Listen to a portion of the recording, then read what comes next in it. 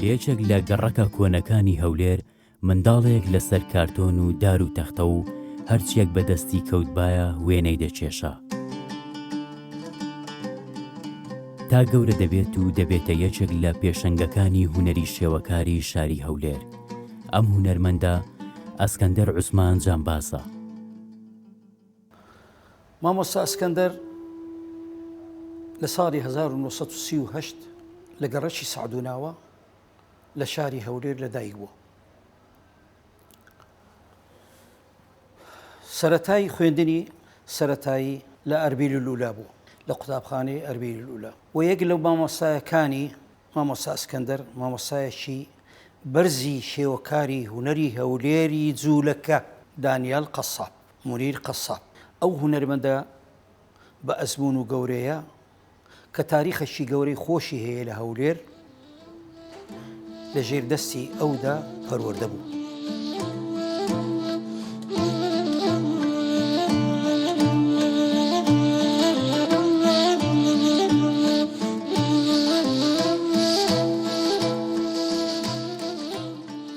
مامۆستا ئەسکەندەر ئەو کاتی کە لە ئەربیلولە قوتابی بوو دەست ڕەنجیم بووە، حەزی لە شێوەکاری بووە. دیارە مامۆستایەکانی یەک لە مامۆستایەکانی شێوەکار ئەویش مامۆستایەکی جوولەکە بووە، مامۆستا دانیال عوزێر قەساب بوو. زۆر یعنی ئیحتیمامی پێدایە. دوایە لە هەر ئەو سەردەمی دەینێرنە بەغدا لە ساڵی 52 پێشانگایەکی پێ بکەنەوە لە شاری بەغدا. دیارە لە ژنێک تەشکیل دەبی لە بەغدایە بەشداری پێشانگایەکی دەکا لەسەر ئاستی قوتابخانەکەی خۆی بە یەکەم دەردەچی.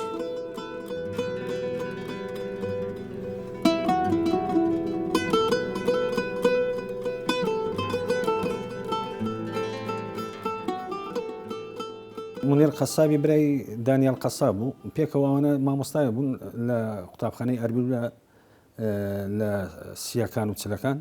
زۆر یعنی بەڕاستی ڕای لە ئیشەکانی بابم بوو ئەو کاتی. دواتر تابلۆیە چاندایە کە ئی دانیال بەخۆی دروستی کردبوو، هەولێری دروست کردبوو، مینارەی چۆلی تەقلیدی کردەوە.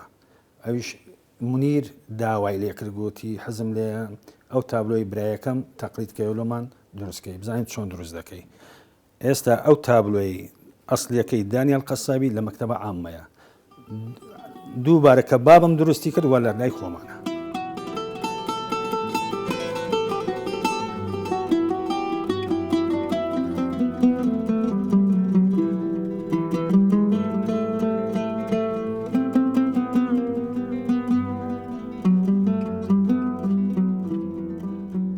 سەرەتای هونەری بە شێوازێک بوو، خۆی پرچەکی هونەری کرد بە واسەی کۆپیکردنی تابلۆ. کۆپی دەکرد لەسەر هونەری دانیال، لەسەر هونەری غەیرە هونەری دانیال.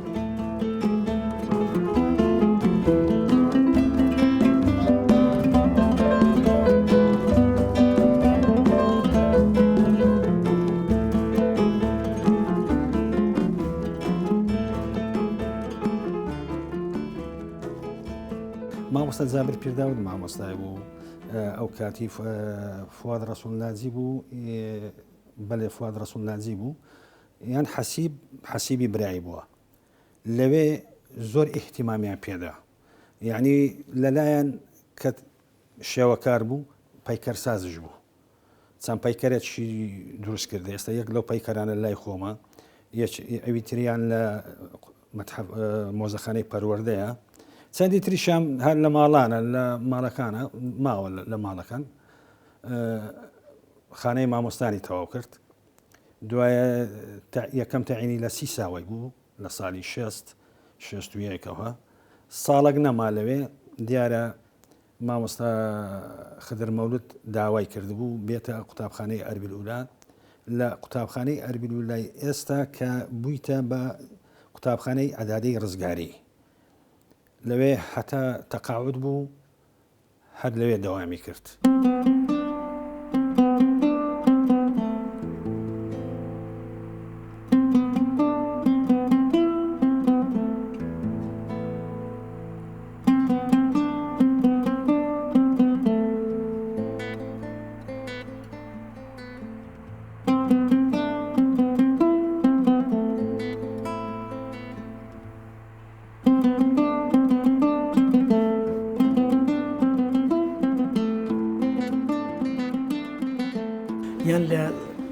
شەشی سەرەتایی بوو یان لە یەکم ناوەندی لەم تۆست سەیداوەی لەو دوو مەرحەلەی لە یەکێکیان لە زیاتی مامۆستایەکی مامۆستا محەممەد زایری دەرسی هوەری پێدەگوتین لەگەر مامۆستا زەودەتی تورکمان بوو نازام جیهانیان نەخۆش کرد بوو مامۆستا ئەسکەندەر هات تەسەوڕ دەکەم مانگێک دەرسی پێگوتین یان هەر ئەوەندە بوو یعنی بەوەی ڕانەگەیشتم هەموو قووەتی ئیشکردنیوی لە ئەسنای کارکردن لە ببینم یانی تا گەیشتینە ساڵانی ناوەڕاستی هەشتاکان ساڵ 85 سنوورە بوو ئەو کاتە ئەو ڕێکخراوە حزبی ئەو حیزبانەی تازە ڕێکخراویان هەبوو چاڵاکیان هەبوو نیش لەژێر کاریگەری یەک لە ڕسمەکانی ناو یەکێ لە گۆڤارەکان ئیسفادەم لە حرەکەی وەرگرت بە قەڵەمی ڕسمی ئەسپەکەم کرد بە پێوە هەرسابەوە پیاوەکەم لەسەری دروست کرد و ڕسمی بڕنوویەکەم دادەستی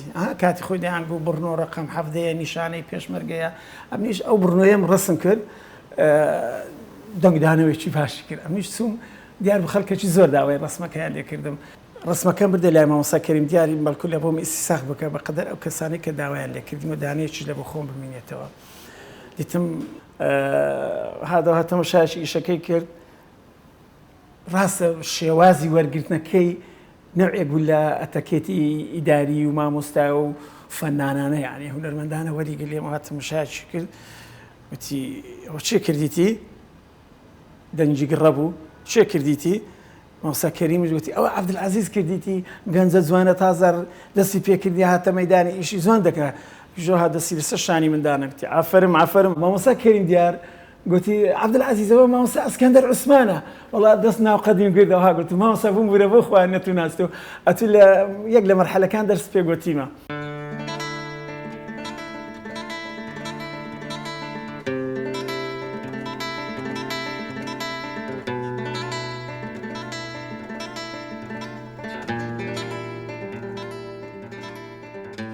مامۆستا ئەسکەندەر سروشتی ڕسم دەکرد زۆر درستی دەکرد و هەندێک بابەتی کوردەواریشی دروست دەکرد با لە بیرمان نەچێ ئەو ڕەنگە تایبەتیانەشی کە بەکاری دەینا ڕۆنی بوو زەیتی بوو پاسیل بوو ئاوی بوو ئەو سێ ڕەنگە دنیای هونەری خۆی دەڕازاندەوە اینجا بابەتەکانی کوردەواری بگرە هەر لە شوانکارەیی لە دەستار و لە عادەت و تەقالید و بووکێنان و بووگواستنەوە یعنی ئەو مەسائلە کوردەوارانەی لای خۆمان لە ناو کوردەواری بوو لە دەشتێ بوو ئەوە تەئسیری بابرێن کاریگەری زۆر هەبوو لەسەر دڵ و دەرونی مامۆستا ئەسکەندەر عوسمانی و ڕسمی ئەو شتانەی دەکرد.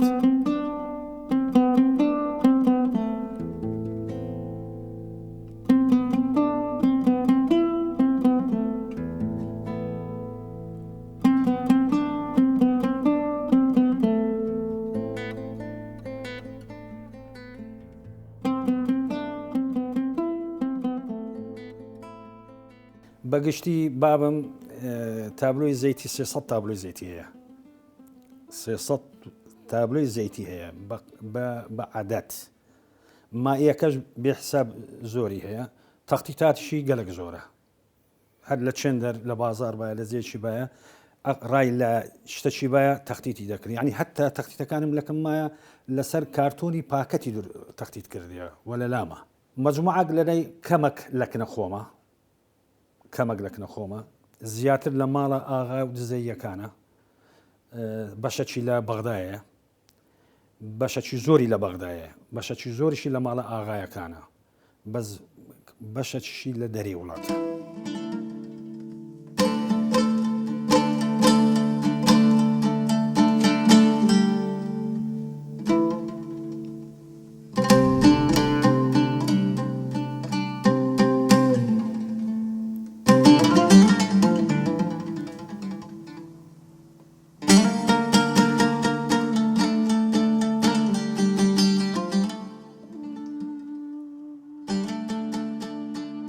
کارەکانی ڕاگەچی واقعی فۆتۆیی هەبوو ینی نەدەچۆنا واقعی ڕەمزی یان واقعی ئیشتراکی یان واقعی تعبیری ئەوانەی نەبوو بەستەنیا شتێکی فۆلکلۆری جوانی ڕسم دەکرد و زۆر بە وردی و بەدیقەت دەچۆنا و وردەکاریەکانی لۆچی جلک و بەربوو دەموچا و نەخش و نیگاری سەرجل و بەرجی ئافرەتان و پەرێز و چی پێ دەڵێن جەڕ و ئەو شتان ئەشی ڕسم دەکردی ئەنی وردەکاریەکی زۆری تێدا دەکرد و حولی دەدا زیاتر ڕەنگەکان وەکو خۆی نیشانی بداتن ینی وەکو ئەوەی چاو دەیبینی وەکو ئەو فۆتۆگرافەر یان کامیرایەک ڕسمەکەی دەگریتن ئەبە زۆرەی مامەڵی لەگەر ڕسم دەکرد بەڵام گۆشەی بینینی گۆشەیەکی کوردەواری فۆلکلۆری زیاتر لادەییانە بوو ناوەش ڕسمی ئەوەی دەکرد ناوچیە ڕسمی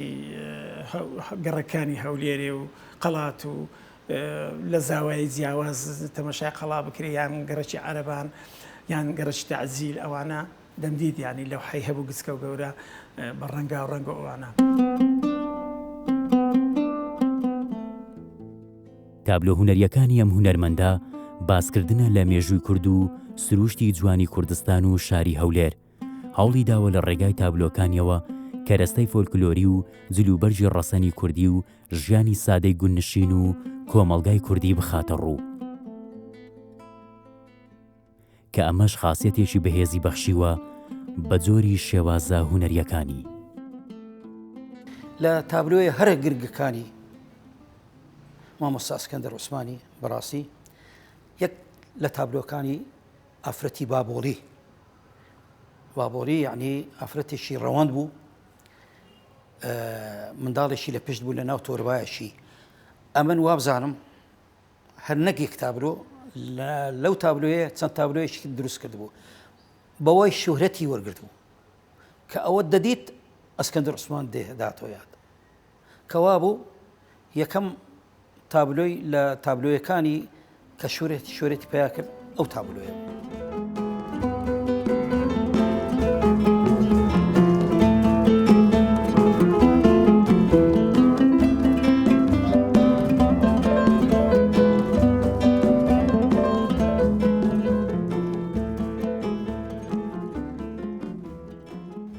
وهروها تابلۆی تەشی دەڕێسن یعنی تەشی ڕستن ئەوەشیان هەر ئافرەتیشی زۆر نایابە لەو حەیشی نایابە جلو و بەرگ و سەر و تیلاشی هەر بە ڕەوەندی دەچی تابلۆیەکی جوانە. و سێیەمی تابلۆی دەستار بەڕاستی دەستار تابلۆیەکی جوان و نایاب و یعنی شتێکی کوردەواری سڕ بوو.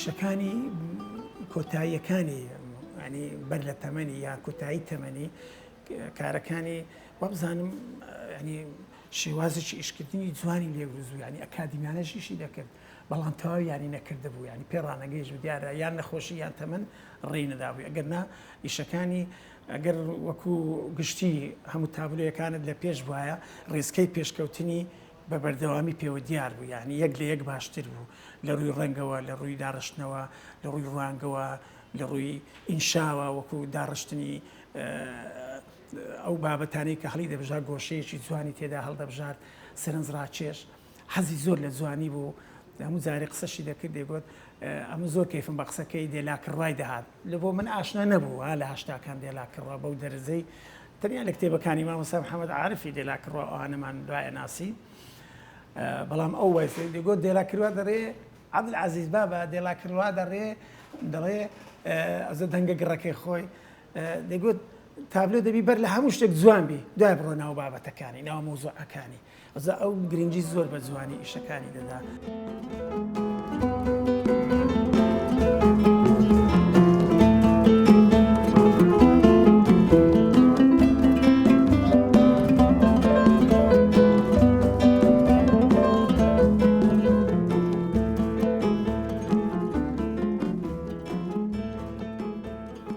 پاش وفاتی بابم چەند کەسایەتیە کاتن داوای دەستارەکەیان کرد، داوای ئەو قەڵایان کرد کە لە لای منە کە داوای ئەو تابلۆیان کرد کە ژنە بۆلیە، بەس من نەمفرۆشت و ناشفرۆشم لەبەرەوەی زۆر بە قیمەتە لە لامان.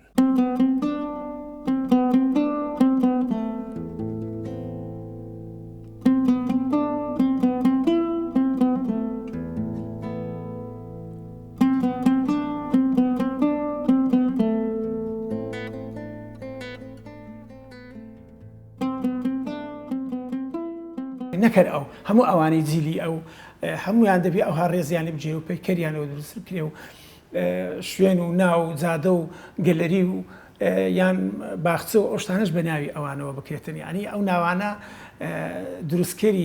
دروستکەری بناغەیەکی یەک لە کۆڵگەکانی ڕۆشنبیری هەولێرە ئەوانە نایانی. هوەری ئەسکەندەر عوسمانی بە واقعێتیشی با بڵێن خۆماڵی ساکار دەناسرێتەوە. مامۆستا ئەسکەندەر هەروە نەبی برین ئەو زەوقی ئەوەشی هەبوو، مۆسیقاشی هەبوو، هەر لەبەرەوەی لەگەر مۆسیقیەکانیش برادەر بوو لەگەڵ مامۆستا جەمال هیدایەتی. یەک لە برادرە هەرە کۆنەکانی یونس خەتاد بوو ناوی، ئەویش هەولێری بوو و هەر ئەو مۆسیقی بوو ئالەتی مۆسیقاشی چا دەکرد و ڕێک و پێشی دەخستەوە.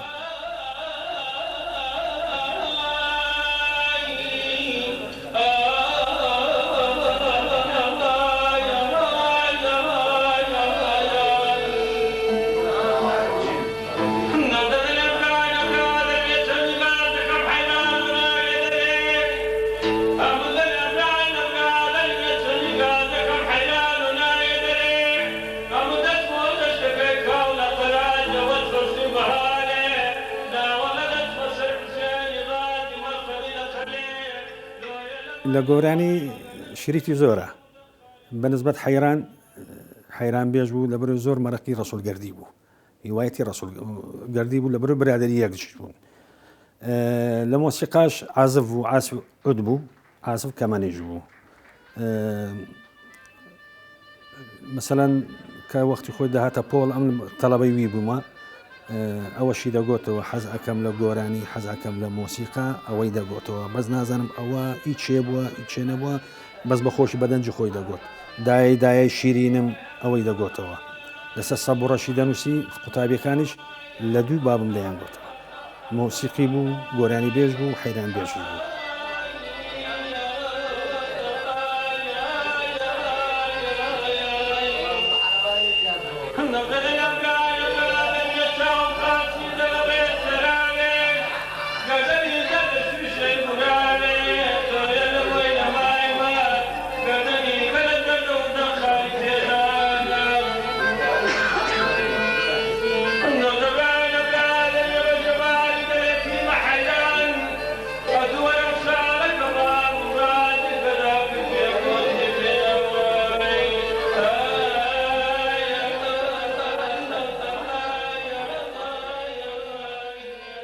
ئەسکەندەر عوسمان بۆ ئێمە سەروەتێکی با بڵێن ملی کوردەواری بوو.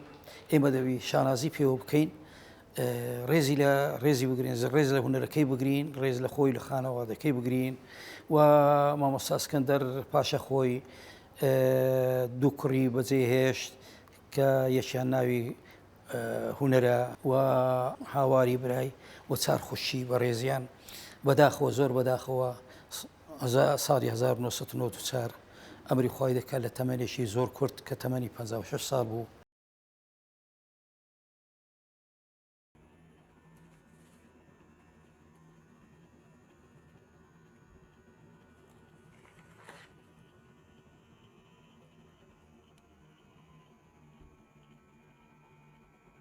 بەڕاستی ئەو ئەرشیفانە لە جێیەکی دامندرێ، دوای من نەمینێم ئەو ئەرشیفانە دەفەوتێ.